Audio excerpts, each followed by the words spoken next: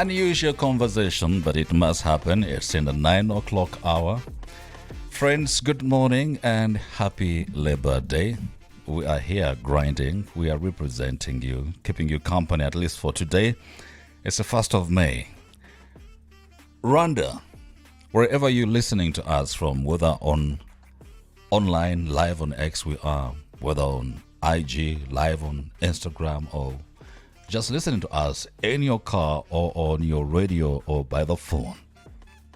There's just something about this country, Rwanda. It does the magic always. I read for you that comment that came in earlier on. Somebody said, this country, Rwanda, is supposed to be one of the European countries, but a stubborn bird dropped it in Africa. Very interesting. I know. Rwanda has done it again, stepping onto the global stage in a very bold way. The country just signed a major partnership with the Spanish football giants Atletico de Madrid under the Visit Rwanda campaign, making a new chapter in its international sports branding strategy. From Arsenal to PSG, I don't really like mentioning PSG, but I have nothing to do. After that torture they gave you, what would you even... we understand. Bayern to now La Liga. Rwanda's logo is becoming a global fixture in football. But with all the spotlight also comes naysayers and several questions. Is it smart national branding? Some people even call it sports washing. I've never come to terms with that terminology of sports washing, whatever it means. Every time I read it, I see a ball being washed in water. It's a terminology they've used for a while, sports washing. Join us onto this conversation as we bring an in-depth insight. We have a sports fanatic, a journalist, a Manchester United supporter, deep lover of the game, Athan Tashobya. He's been tracking these partnerships. He knows everything sports in Rwanda. He's been to the sidelines in the boardrooms. Athan, welcome to Kigali in the morning today. Asante sana. Thank you so much, Jesse and Juliana, for having me. Good morning. Let's start from... the T-shirt he's wearing? Yes, Manchester United. The jersey. What is happening in Manchester United, Athan? It's a long story. No, it can actually be cut short. It's all right. In a nutshell, just one word. We are rebuilding. I like that. We are rebuilding. But Manchester United still remains Red the biggest Devils brand, forever. sports brand in the UK, in the world. But I'm glad Visit Rwanda is not associating itself with it for now. You have a big game tonight, right? Yeah, the semi-final. The semi-finals of the Europa League, yes. Against Atletico Madrid. Hopefully, looks like all our legs and arms and heads are in that basket right now, because we've given up on all other trophies and tournaments, and the only pathway to UEFA Champions League next season is winning the Europa League. Hopefully. Tonight. Crossed. So tonight is the determinant night. Yeah, because if we win this one, we are just one game closer to the trophy. So good luck. As a Manchester United supporter, do you sympathize with Arsenal? Would you wish them to win the Champions League this season? Or are you ingrained in the jealousies of football? That's a tough question. Look, being a Manchester United fan. Being a Manchester United fan is like, I don't know. With the Visit Rwanda element coming in, you kind of sympathize with them because it's closer to home. But it depends on who they're going to play in the finals. Unfortunately, or fortunately, they're not going to be playing another Visit Rwanda partner. So, should they qualify? And which is actually very unlikely at the moment, considering the first leg results. Now, what would you say unlikely? Because, I mean, Arsenal has beaten the big teams in Europe. At home. Well, you did not beat PSG. Well, they beat Real Madrid. They beat them at home. Madrid is struggling. Actually, people don't realize that, but Madrid is struggling. So is Arsenal. But not PSG. Well, they had an injury in Dembele. Well, Dembele is still okay, and considering the depth of the squad with the PSG, it's going to be a tough test. And Arsenal have always thrived in the middle of the park, which is the midfield, and I think they were tamed by one Rafinha and some Portuguese guy who is playing the best football of his life at the moment. It's going to be a tough battle. But Arsenal also has some assurance that they have Partey back in the middle of the park when they go to visit PSG. That's a good one. With Partey coming back, it's gonna give them an edge. But I don't see them eliminating PSG at home. I've seen so many Manchester United supporters online saying, well, I know I'm Manchester United, but Arsenal has put in real football this season. And they're putting a shift, to be honest. You have to. They deserve to go to the finale. Plus, from football perspective, they've done an incredible amount of job. They've been unlucky not to win the Premier League for the past 3 seasons where they've finished second. But it's a team that is genuinely rebuilding from the sports point of view. But they deserve something these past 3-4 years. And if they can win Champions League, it's going to be a huge boost going forward for Mikel Arteta and the boys who are pretty much young, actually, if you look at the squad. Arsenal squad is very young. Very, very young. For average 25 years. They still have maybe 6-7 seasons to push something, and they're bringing in kids from the academy who are brilliant.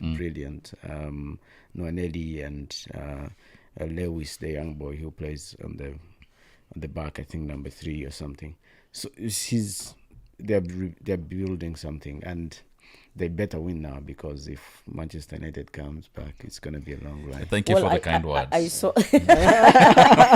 I saw something on social media, and I think was a guy who was wearing an Arsenal jersey, and he was wielding a new trophy, because they have an alternative trophy in case they don't win this. Oh, they always do. Yeah, they always do. You've seen something like Arsenal is it's like a Netflix. There's always looking forward to next season. Hopefully, this is not the season that they're going to be looking forward to another one. At least Champions League, please. If Arsenal wins the Champions League, if next Wednesday the gods come out in our favor and Arsenal wins it, please, I will not have kind words for Manchester United. Can I say something? If Arsenal wins Champions League, which I actually wish them to do for the Visit Rwanda brand, and I know, generally speaking, I know how much Rwandans love Arsenal, and from the first citizen to the rest of the country, I'll travel to London, buy an Arsenal jersey and wear it. Oh, really? Yeah. I want this bet. I'm keeping it. I'm very good at keeping records. I will buy an Arsenal jersey, and not from here. I will either travel there, or I will send someone to buy me an Arsenal jersey from Adidas store or Arsenal store.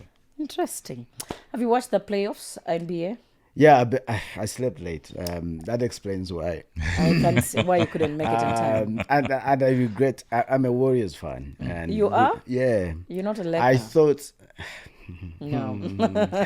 Yeah, Laker. You're a Steph Curry. So I'm a Steph Curry. That guy is just a joy to watch. To put it into football perspective, he's such a Ronaldinho of basketball. The grace, the elegance. His elegance is unbeatable. Something. He's natural. I think last night he has a thumb injury, and last night the Houston players were targeting to even hurt him more, and they ended up losing the game 5. So they returned to San Francisco at the bet for game 6, and I think that's why the Warriors are going to seal the series. Hopefully, you wish. Yeah. Now the series is 3-2 in favor of the Warriors, but we thank God that the Lakers are out. Yeah, they've been eliminated. Because considering the roster and You thank God, and some of us who are Lakers fan are sad. I feel you. It says Let's a get lot. to the big one. Do you see this deal, Atletico Madrid, as a brilliant branding move for Rwanda, or would you think otherwise, that maybe if we elevated and stretched and maybe went to Inter Miami and found the big names and the big stage and the bigger continent and put the sleeve on to visit Rwanda, what do you see with Atletico Madrid? Big move. First of all, the minister the other day went to Portugal. People are looking at what team was there? Benfica. And so the expectation was maybe we would see Benfica on their sleeve visit Rwanda, but then shockingly and surprisingly, it is Atletico Madrid. You see, this country has been shocking us and surprising us for quite some time now, and it's becoming normal. Surprises are no longer surprises. Yeah, no one saw Atletico Madrid coming. I've seen, I think, reports of, our neighbors, the DRC, were somehow in advanced conversations with the same team, Atletico Madrid. Atletico Madrid. Oh wow! Okay. To promote the visit, I think DRC kind of thing. And then it's copy paste, right? Yeah, and then the next thing Didn't we talk see- about this? The people are not creative When you enough. see your neighbors do this, and you then do the that. next thing we see at Atletico Madrid, we didn't see that coming. But don't be surprised if in the next few months or few weeks and we see, I don't know, Inter Miami wearing visit Rwanda. Now, so here's the thing. The little statistics I have is that the biggest number of visitors in Rwanda are from the US.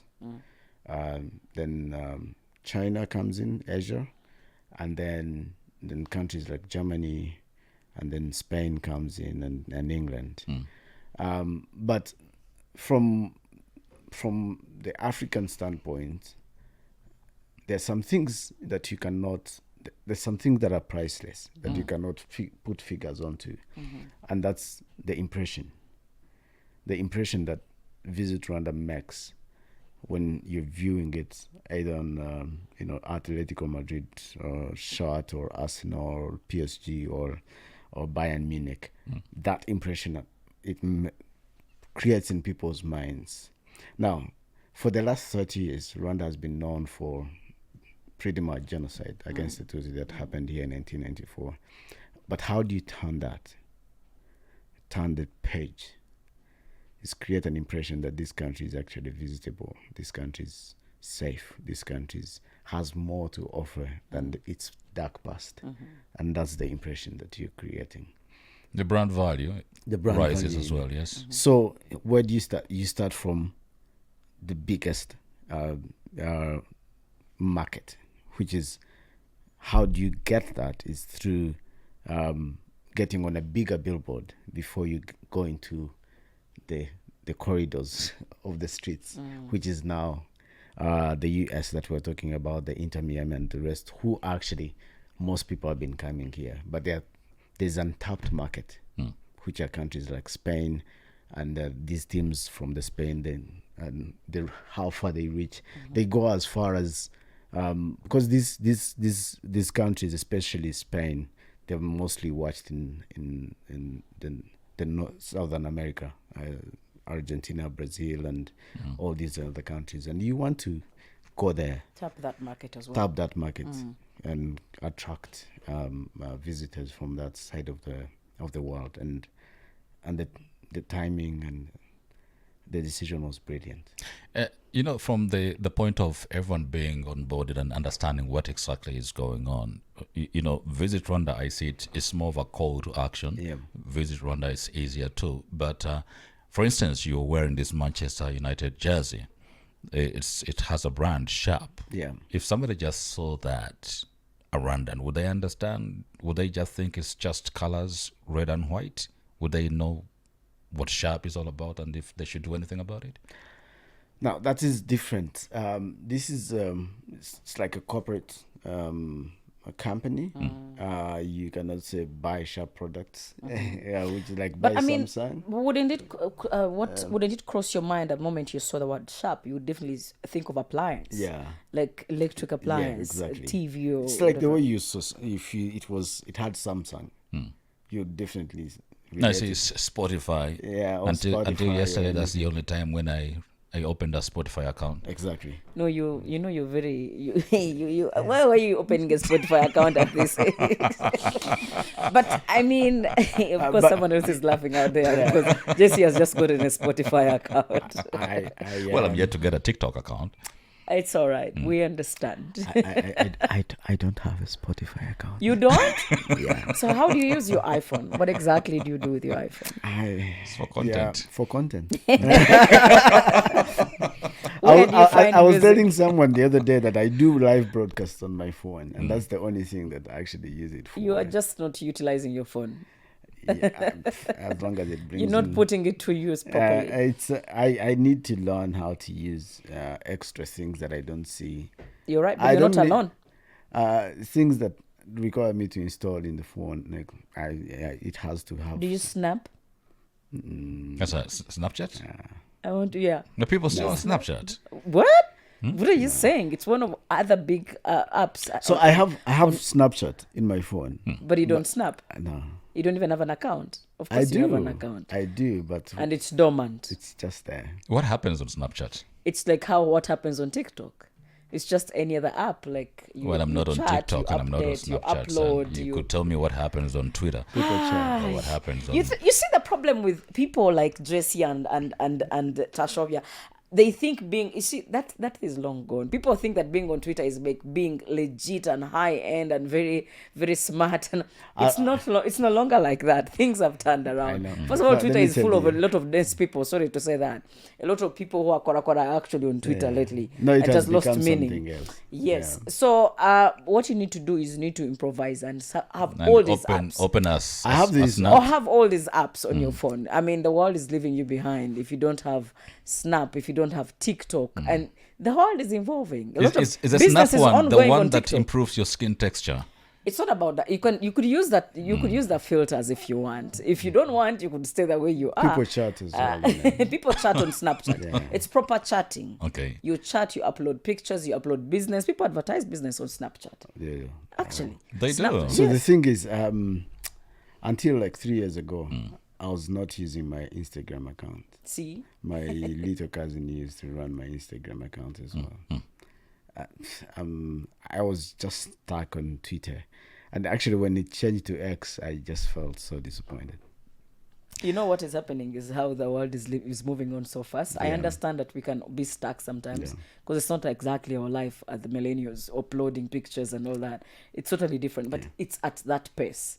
We have to be involved. Our big conversation today, Rwanda's big moves on the global pitch. Rwanda right now has deals with top clubs across England, Germany, France, and now Spain. I think the only wait is going to be the United States of America. Inter Miami. Okay, maybe we'll find ourselves in basketball. Basketball Maybe. sounds interesting.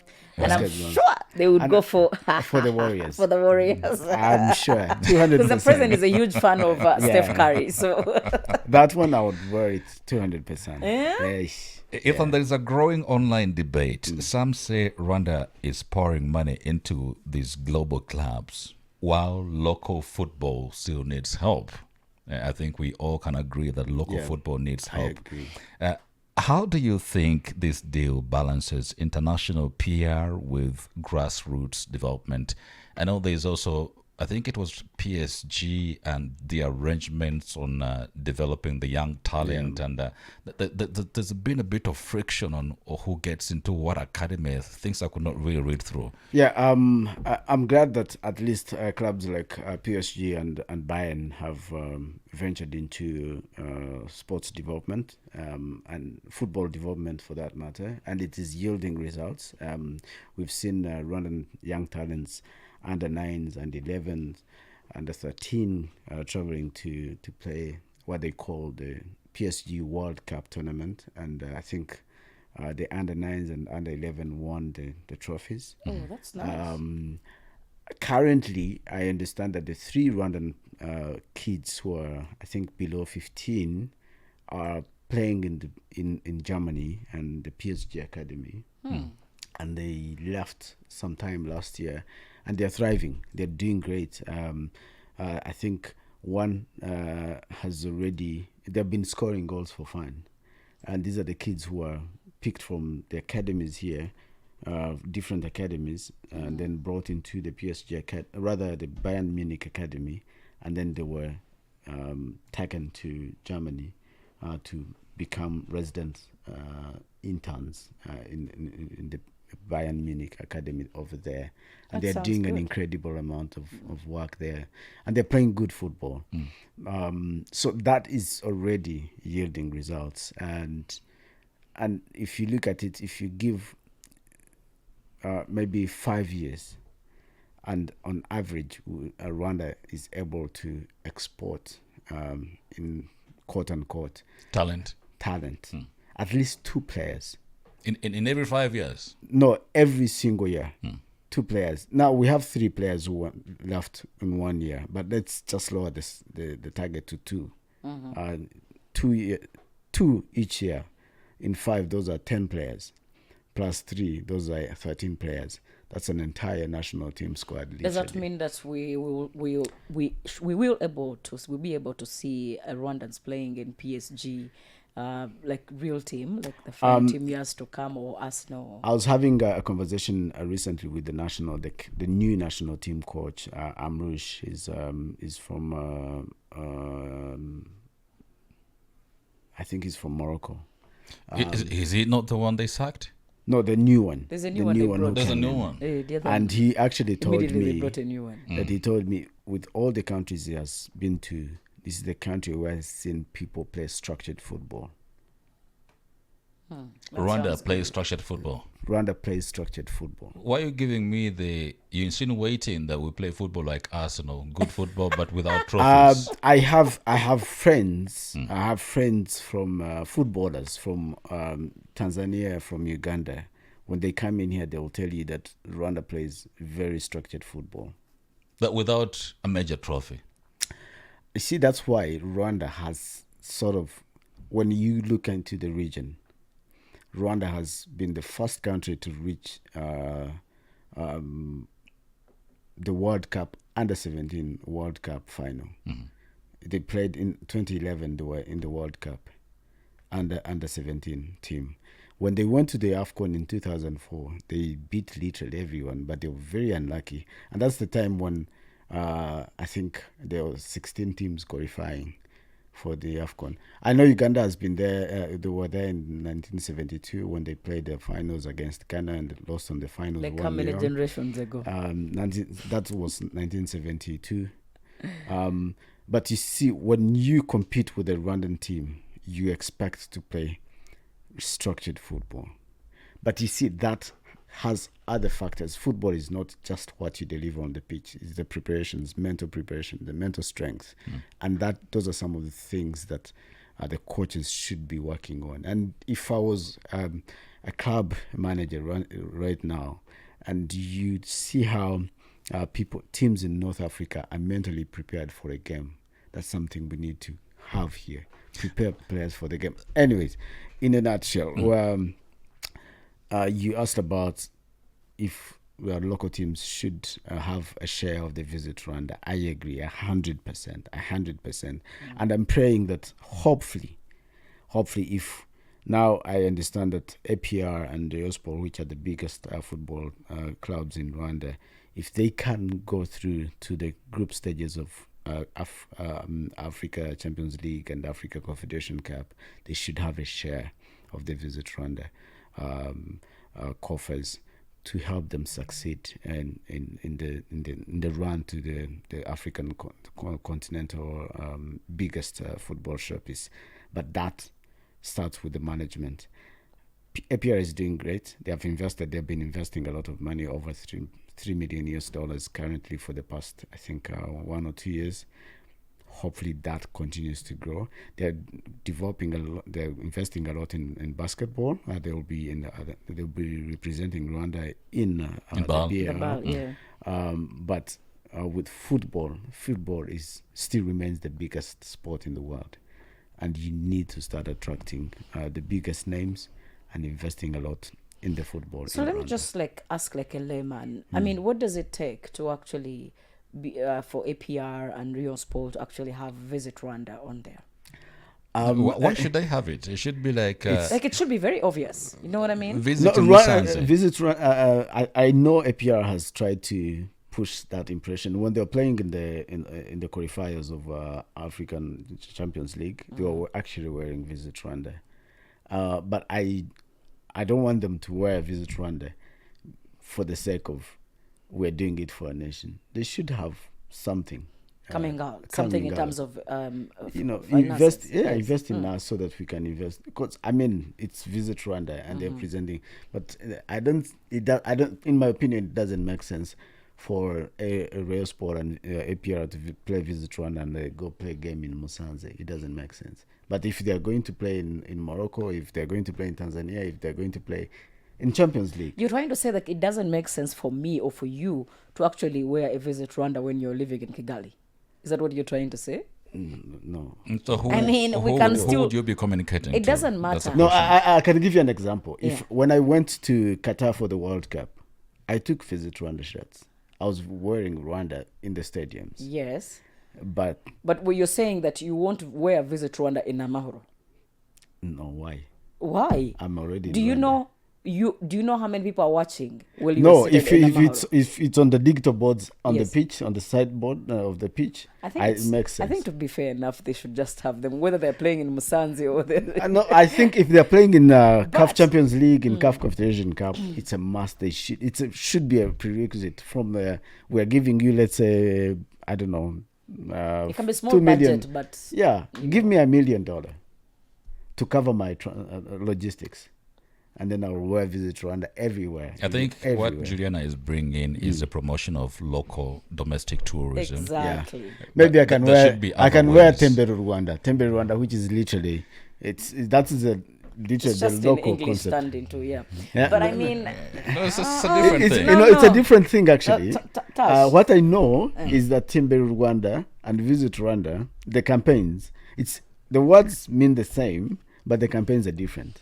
I It's mean, more which of one is promoting promoting local tourism. domestic, yes. Tembe Rwanda. But you can still wear Visit Rwanda and promote domestic tourism. The time now is 28 minutes on to 10 o'clock in the morning. We have Athan Tashobya with us in the studios. We are looking at Rwanda's big moves on the global pitch. Coming next after the break. It's Kigali in the morning, 24 minutes until 10 o'clock. And you have Jesse and Juliana today. Our conversation is huge. It's a big conversation. We're discussing Rwanda's big moves on the global pitch. To some say, is it just branding or is Rwanda trying to hide something? What is there to hide, really, when you're trying to make all these global moves? But Athan Tashobya is in the studios with us to help us have a deeper understanding of what's going on. Athan, 1 point in the world of football. President Paul Kagame said, I am frustrated with everything football here, but there's witchcraft. These things are real, by the way. He said he would not return Yeah. to witness no games. Then later we see him back into the stadium with the family and they're watching football. I think it's for the love of the game. What He changed? loves the game. What was happening and what changed? He loves the game, and the quality of the game is growing, but also the facilities are growing. You can afford to overlook some of these things, witchcraft and match fixing. Is it even there though? It is actually there. It is. So is does there. witchcraft help somebody score goals? I Because No, if it unfortunately, does, it's, does, I will send it to visit Rwanda for Arsenal. if witchcraft actually did anything, influenced games, Africa would have lots of World Cup. I know. I was about to say that. I know, Because I it's- think I think it's Nigeria would it's have where we had grow up. The things we a lot we of tend to African believe voodoo in, is. it's such an African. I don't know if it's It's a mindset. I'm actually told that this witchcraft thing doesn't stop in the African No, no, borders. no, It goes even- as far as Europe. even the Western world, they Yeah. actually do practice. Yeah. Which they call black magic, which Yeah. irritates me. Why does it have to be black should magic actually anyway? be It called should be white white magic. But yeah, with the investment going on, infrastructure and the money that is invested in national teams and the clubs, I've given you an example of a club like APR that has lots of funds going in from the Ministry of Defense, who are the main sponsors. But also the corporate institutions that are coming in, the district, local government entities that have football clubs and handball clubs and, volleyball clubs. You can only overlook some of these things to inspire change. And I think that's what the president is doing. And it will take time. It will take time. When we say sports development for Rwanda, what's the scope of this sports development? Because sports cannot just begin at a point X to go to Z. It should begin from point Absolutely. A. And I think Grassroots. yeah. What happens? Do we see anything like football in primary school, football in high school, football in college? Do we have inter-primary school competitions? Do we have secondary high school competitions on football? Do we have inter-university competitions on football? And then you're able to source out talent that can represent on regional level and then at national level, and then clubs can also pick from that pool. I think one of the biggest mistakes that the Ministry of Sports and FERWAFA made a few years ago was to remove inter-schools competition. And that has made us pay a huge amount of cost when it comes to the success of our sports. And that they're going back into introducing some of these competitions. I think recently, I must congratulate the Mount Kigali University. I think they launched an inter-schools competition within the region. It was happening right across the road at Kagarama Secondary School. When I saw that, I was like, thankfully. When I was a kid growing up, I think I was in primary 5, 6. I remember I was in Uganda, and that time the academic calendar was different from the Rwandan one. And we lived in Kajitumba at that time. I remember I would play inter-schools competition in Uganda. Then when we go on the holidays, I would join Kajitumba Primary School to play for them. And it was such a fierce competition. I remember we went to Matimba and then Kayonza, playing national competitions and playing with some of the players that I actually eventually saw playing for the national team. It's with African setup, we do not have enough facilities, call them academies, to grow talent. How do you leverage sports talent development? You need to invest in schools competition, because offer them... That's where the concentration of young lads is. Exactly. Yes. Offer them a pitch, and if you have extra resources in terms of money, buy them little shoes and football and balls, whether basketball or football or anything, or volleyball. Kids will thrive, and later on you can start teaching them basics. That's why countries like Tanzania and Uganda are thriving, and the under 15s on the African continent and the under 17 now they're playing under 20 AFCON tournament going on. The other day Tanzania won futsal Africa competition and under 15 African competition. Uganda has been there for quite some time because they have competitive schools competition, and we need to go back to the drawing board. Thankfully, with these partnerships like Visit Rwanda, we're starting to see PSG setting up the academy here and Bayern Munich, but that's not enough. But also initiatives like Umodi, which is an academy by a former national team player and coach Jimmy Mulisa, what they're doing in here. I know APR has academies from as far as under 9 all the way to the senior team. But how many are those? How many kids? It could be like for an elite club. Yeah. Because You know, parents now have realized my child could simply become a Ronaldo or a Messi. Exactly. So if I have money, I'll get my way through the academy because I have the resources. My son plays in an academy here in Rugunga. But how many parents in Kigali are going to afford that? Exactly. But anyway, another thing I've also liked is there's a Tony Academy in Musanze. They set up a shop in Musanze, and actually that's why the Minister of Sports was in Benfica in Portugal, because there are 2 players from that academy in Musanze who are actually going to be playing in Benfica. Oh, interesting. So we need to attract those people to set up academies not in Kigali. We don't need academies concentrated in Kigali. There's talent in Rubavu, there's talent in Musanze, there's talent in Gatsibo. Some of the players that have played for the national team come from those. Most of the players come from those areas. If you know that there's talent in Gatsibo, talent in Rubavu, talent in Musanze, talent in Gichumbi, you go there, set shop there. Attract these kids, make it easy for them to play. Give me some revelation. Maybe even the kids are like, play football in Rwanda for what? How much on average is a player, an allied player in one of the clubs, Kiyovu, APR, Gasoji? How much is a senior player in the first 11 being paid? There's a huge difference. For a player in average, I know some players earn as far as $6,000 in APR a month, but I know in the same team who play actually. Amulisa, Akalisa. I know a Rwandan. Agatete. I know a Rwandan. $6,000. I know a Rwandan. I hope the management will not come for me, but I know a Rwandan player on the APR roster who earns, I think, $3,000 per month. But on the same team, some players earn as far as 800,000 Rwandan francs. But some of the imports from Burkina Faso, from Uganda, from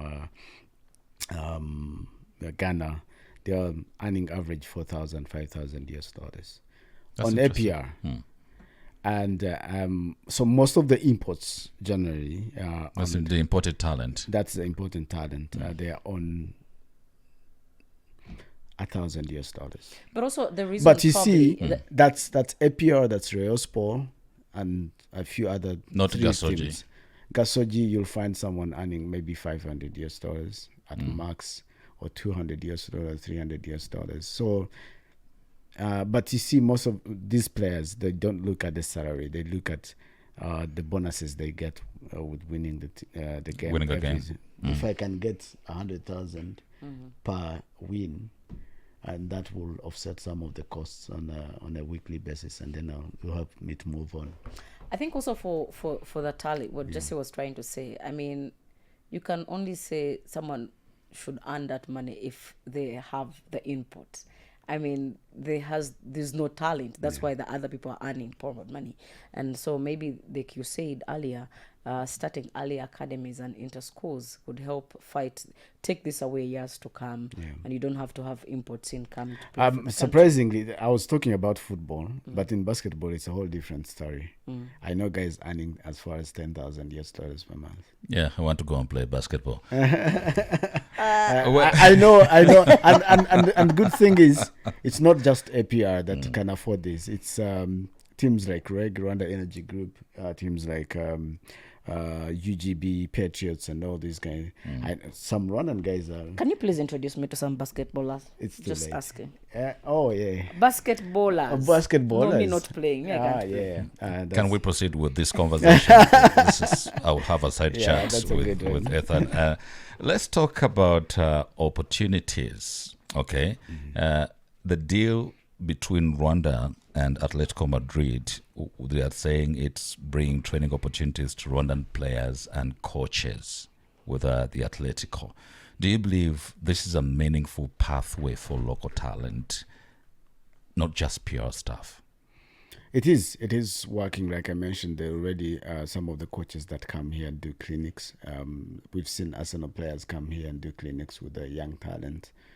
It's yielding results. We've seen some kids move from Rwanda to join some of these academies. It's yielding result, but I think that's like 5% at max, because there's a lot of talent that is untapped out there.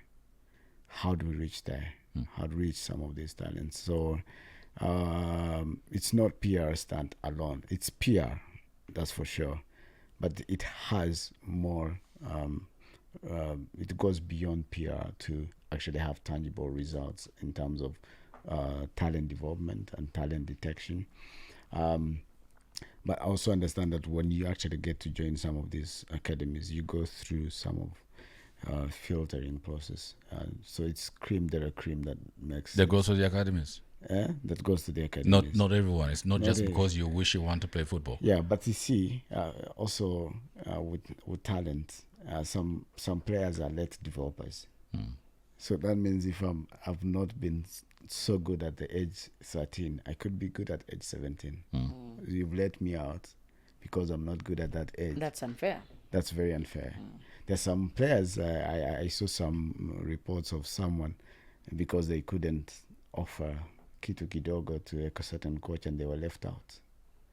I think it's that there's a kid who made. Yeah, I think I've seen that story.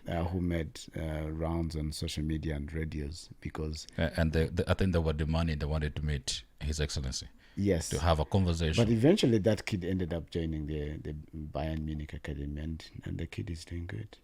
Interesting. Now let's flip it from a sports journalist perspective. What lessons can other African nations learn from Rwanda's aggressive global football strategy?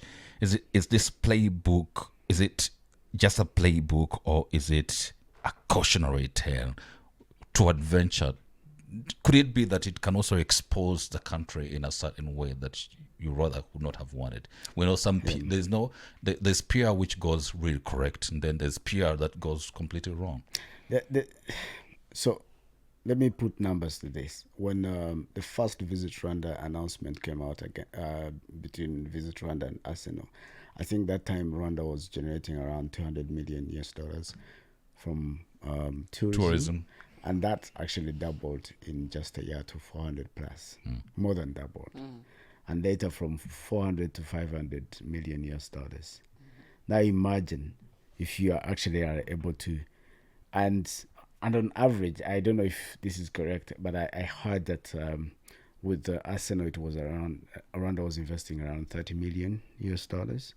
And let's say they're investing for all that period of time it was 3 years. Let's say they're investing 30 million times 4. That is 120 million. And you're able to earn 500 million US dollars by investing 120 million. Is there a loss in that? No. Clearly but no. That's in terms of tangible outcome from the investment. But let's also look at things that you cannot put money onto, which is the impression that we're talking about, the brand visibility, the impression that it brings on the country. I think for some people who are probably seeing it as something that is overreaching for Rwanda, we need to change the mindset of how many Africans actually look forward to weekends that they can watch their favorite clubs play across Africa, and what is the size of the African population that actually is tuned on to Spanish La Liga or Bundesliga or English Premier League every single weekend to watch their favorite teams play. The Africans watching because they love the game, or are Africans watching because they are into betting? They're into the small kiosks, and so they want to see which team they want to bet on. People love the game. I think this betting thing, game, this betting thing came when we were actually glued on our TVs watching Ian Wright, watching David Beckham, and before even this betting came about. I remember when I was in high school, we didn't have TV in our school. And we would walk. So you'd escape to go and pay somewhere. And we would walk, would break through the fence of the school to go watch Manchester United or whatever it is playing, and walk 5 kilometers by school. Chapa. Chapa. And Chapa, you don't break. You just walk out. and Like you know, Gitare it was boys. that school. It was, you know, all the schools I went to would, you know, walk kilometers in the middle of the night to watch our teams play. And I remember seeing companies like Vodacom displayed on shirts, or Dreamcast, or just name them, all this, and Sharp. This is a 99 shirt. And when I fell in love with Manchester United, they were wearing this. And that's when they wore the treble. I don't care about Sharp. But when I see Sharp, it reminds me of the 99. Of the victories Now of the imagine past. someone, a 15-year-old kid right now, a 13-year-old kid, who's saying "Visit Rwanda" on an Arsenal or PSG or Bayern Munich or Atletico Madrid now. What it would create them if their team succeeded on the pitch. They will have that shirt for years. There's been And knowing that it's actually closer to home. It's Africa. Certainly someone. I think, honestly speaking, the whole Visit Rwanda branding on the Arsenal jersey and all those other teams brings a lot of pride in African people, even the ones that are not here in Rwanda. I think around the country, it just brings that pride of like, oh, this is actually an African country. Yeah. You know, we have been thoroughly criticized lately. When this story broke out, Arsenal Fans Association, I don't know, whatever it is in Rwanda, they brought some kind of festival, bring African countries together. They had a celebration. I saw the minister there. I think I saw Ambassador Olivia as well within the congregation. I think so. The Minister of Sports. And then I saw this BBC story which broke through. Of course, from the BBC, it's a celebration of how the Premiership penetrates markets, which is good for them. Yeah. But the criticism now that comes with it, especially from fellow Africans or other people that see Rwandans singing London Forever in Kigali, is that this is new era colonialism. But you see, Rwanda is not the first country to host this festival. Yeah. It has happened in Ghana, it has happened in Tanzania, it has happened everywhere. But you see, there's a Kinyarwanda saying that if you cannot find something to criticize on a cow, you're even going to criticize its Ichebe. I don't know how do you call Ichebe in English? What is Ichebe? I know Ichebe, but I don't know how it's called in English. You know how that part of the cow where you get milk from.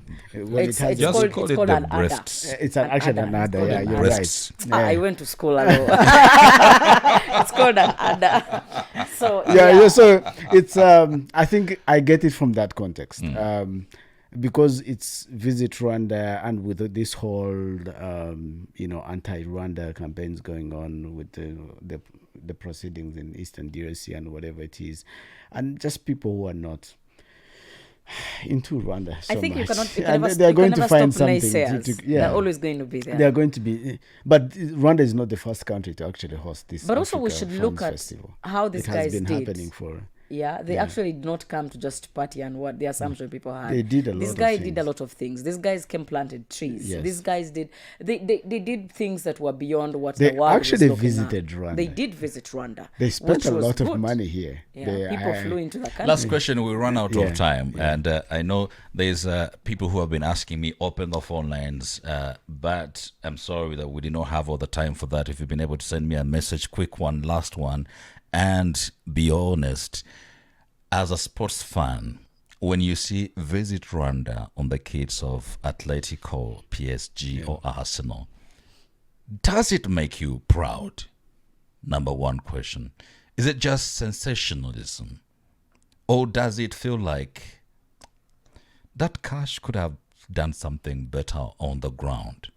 Like, we're talking about low-cost housing for Rwandans. We're talking about people who, you saw the report of household report from the statistics. They say people who are still very, very poor. There is improvement, but people are still very poor. Half of the country literally living below the average. I tell me a country that doesn't have poor people in the world.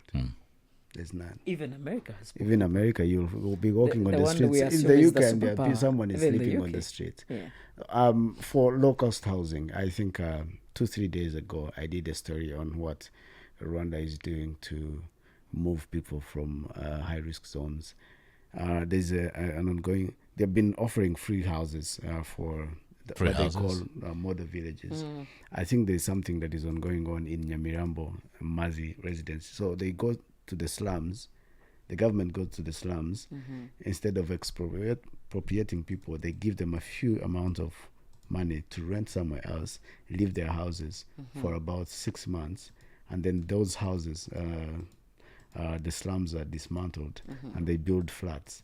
And then if your house is, let's say, 30 million and the flat is about 15 million, they give you times 2.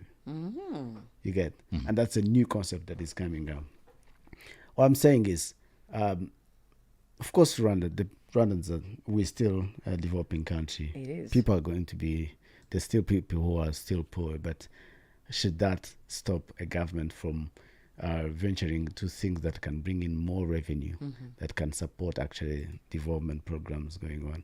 If a citizen can access free or subsidized medical care through Meetwell, if a citizen has insurance and there's rule of law and all these things, I think the rest, within 30 years, I think we should be grateful that and should be looking for that in the next 15 years. There are so things will many be different. countries that have been there for so many years. They don't even have medical insurance for their citizens. I mean, it's not even there. If you can actually be able to access that, access power, access water at a very low cost, then I think we need to learn to appreciate. I think someone who can actually speak about the impact of a visit to Rwanda from the perspective you asked me, the perception it brings, I think it's a Rwandan who lives in London, a Rwandan who lives in Munich, a Rwandan who lives in Madrid right now, a Rwandan who lives in Paris. And every moment there is a match day for these teams, and they're seeing everyone wearing Visit Rwanda. The pride it brings, you cannot put words into it. You cannot put numbers into that. Speaking to Athan Tashobya this morning, our conversation has been largely on Rwanda's big moves on the global pitch. And being so sweet as it is, the pride it brings, it's taken us an hour to have this conversation, breaking the record today, Athan. Appreciate that. I mean, you just broke the record.